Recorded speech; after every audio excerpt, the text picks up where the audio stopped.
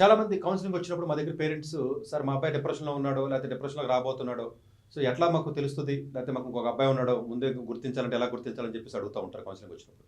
So డిప్రెషన్‌ని ముందు వెళ్తున్నాడు అన్న విషయాన్ని ముందు మీరు గుర్తించాలంటే ఫస్ట్ ఫండమెంటల్‌గా అతని యొక్క అకాడమిక్ జర్నీ ఫస్ట్ స్మూత్‌గా ఉందా? లేకపోతే హార్డ్‌గా ఉందా? అతనికి మార్కులు సరిగ్గా రావట్లేదా? వస్తున్నాయా? లేకపోతే కంపారిజన్ చేసుకునే మనస్తత్వమా? అతని యాటిట్యూడ్ ఎలాంటిది? అతనికి పర్సనాలిటీ ఏ విధంగా ఉంటది? అతను క్లాస్‌లో ఎలా బిహేవ్ చేస్తున్నాడు? ఏంటి అన్నది టీచర్స్ దగ్గరికెళ్ళి ఫ్రీక్వెంట్‌గా మీరు మాట్లాడడం వల్ల మీకు ఒక ఐడియా వస్తది. వాడు లోన్లీనెస్‌గా ఉంటున్నాడా? లోన్లీగా ఉంటున్నాడా? లేకపోతే ఎవరితోని మాట్లాడట్లేదా? లేకపోతే ఎలా ఉన్నాయి? ఒకవేళ ఎవరితో మాట్లాడకపోయినా లోన్లీనెస్‌గా ఉన్న మంచి మార్కులు వస్తున్నాయనుకో వాడేం డిప్రెషన్‌లోకి వెళ్ళడు. సో ఇవన్నీ ఉంటూ కూడా స్కోర్స్ బాగా తక్కువొచ్చి అలా ఉందా? లేకపోతే టీచర్స్ ఎవరైనా తిడతన్నారా? మనకు చెప్పడోడు. ఎందుకంటే మీరు కనుక్కోవాలి. వేరే టీచర్స్‌ను, వేరే పిల్లల్ని ఎవరైనా టీచర్ తిట్టారమ్మా అని పక్కన ఉన్న ఫ్రెండ్‌ని అడగాలి. టీచర్స్ ఎవరైనా వీడిని తిడుతున్నారు అప్పుడప్పుడని. మామూలు డిప్రెషన్ లేకపోయినా మామూలుగా క్యాజువల్‌గా అడుగుతూ ఉంటారు. ఏమ్మా పిల్లలు ఎప్పుడైనా వేరే టీచర్స్ తిడతా ఉంటారు. తిట్టినప్పుడు ఏమంటా ఉంటాడు వీడు?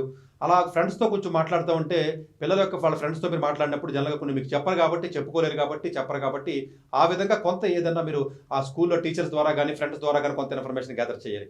అలాగే కొంతమంది జనరల్‌గా ఎవరికైతే మొబైల్‌కి అడిక్ట్ అవుతూ ఉంటారో వాళ్ళు ఎక్కువగా డిప్రెషన్‌కి వెళ్తారు. ఎందుకంటే లోన్లీగా వాళ్ళు చెప్పరు. వాళ్ళ రిలేషన్స్ లేకపోతే ఎవరితో చాటింగ్ చేస్తున్నారో, ఏం చేస్తున్నారో, లేకపోతే వీడియో గేమ్ ఆడుతున్నారా, లేకపోతే ఏదో దొంగ పనులు చేస్తున్నారా, ఏయో ఒక పనులండి చేస్తా ఉంటారండి. అవి చెప్పకుండా చేస్తారు కాబట్టి దానివల్ల కూడా డిప్రెషన్‌కి వెళ్ళే అవకాశం ఉంటుంది కాబట్టి ఎవరైతే చిన్న పిల్లలు జనరల్‌గా టీనేజ్‌లో ఉన్నటువంటి పిల్లలు మొబైల్‌కి ఎక్కువగా అడిక్ట్ అవుతారో వాళ్ళు ఎవరైతే ఎక్కువ అవుతా ఉంటారో వాళ్ళు జనరల్‌గా డిప్రెషన్‌లోకి వెళ్ళే అవకాశాలు చాలా చాలా ఉంటాయి. ఎందుకంటే వాళ్ళు ఏది చూస్తున్నారు, ఎలా బిహేవ్ చేస్తున్నారు, ఎవరితో మాట్లాడుతున్నారు అన్న విషయం మీకు తెలియదు కాబట్టి మీరు గెస్ చేయలేరు కాబట్టి ప్రాబబుల్లీ మీరు నిజంగా మీ పిల్లలు నిజంగా అంత హానెస్ట్ ఉన్నారు అనుకున్నట్లయితే వాళ్ళు ఓపెన్‌గా ఉన్న మొబైల్ మీ మొబైల్ వాడినా తల్లిదండ్రులు మీ మొబైల్ వచ్చి వాడుకోమని చెప్పండి. ఆ హిస్టరీలోకి వెళ్ళి చెక్ చేసినప్పుడు మామూలుగా నాలెడ్జ్ కంటెంట్ ఏదైనా చూసినట్లయితే ఇబ్బంది ఉండదు. మిగతా ఏదైనా చూస్తున్నారంటే మేబీ ఫ్యూచర్‌లో లోన్లీనెస్‌కి డిప్రెషన్‌కి వెళ్ళే అవకాశం ఉందన్న విషయాన్ని మీరు గమనించాలి.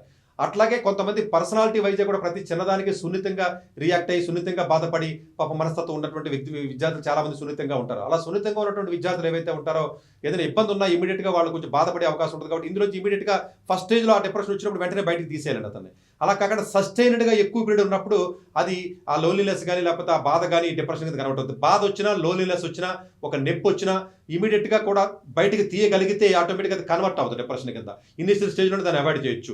అది మీరు గుర్తించడం హాస్టల్‌లో ఉన్న పిల్లలు కొంతమంది గుర్తించలేకపోవచ్చు. మేబీ ఇంట్లో ఉన్న డే స్కాలర్స్ కూడా గుర్తించలేకపోవచ్చు. వీలైనంత వరకు ఇలాంటివి రాకుండా ఉండాలన్నట్లయితే సింగిల్ రూమ్ ఇవ్వడం, లేకపోతే రూముల్లో ల్యాప్‌టాప్‌లు ఇవ్వడం, రూమ్‌లోకి వెళ్లి చదువుకోవడం, లేకపోతేనేమో ఇలాంటివి ఏవైతే ఉన్నాయో అలాంటివి జరగకుండా ఉండాలి. సో ఈ జాగ్రత్త మీరు తీసుకున్నట్లయితే డిప్రెషన్‌లో ఉన్నాడా లేదా అన్నది అతని పెర్ఫార్మెన్స్ బట్టి, అతని పర్సనాలిటీ బట్టి, అతని యాటిట్యూడ్ బట్టి, స్కూల్‌లో అతనికి టీచర్స్ యొక్క ఫీడ్‌బ్యాక్ బట్టి, అతని ఫ్రెండ్స్ ఎవరైతే ఉన్నారో ఫ్రెండ్స్ బట్టి, సో అతను మాట్లాడే విధానం బట్టి, అతను ఇంట్రోవర్టా, ఎక్స్‌ట్రోవర్టా, అతని మైండ్ యొక్క ఆలోచన విధానం బట్టి, అతని సున్నితత్వం బట్టి, ఈ పారామీటర్స్ అన్నిటిని బట్టి కూడా కొంత గమనించొచ్చు మీరు.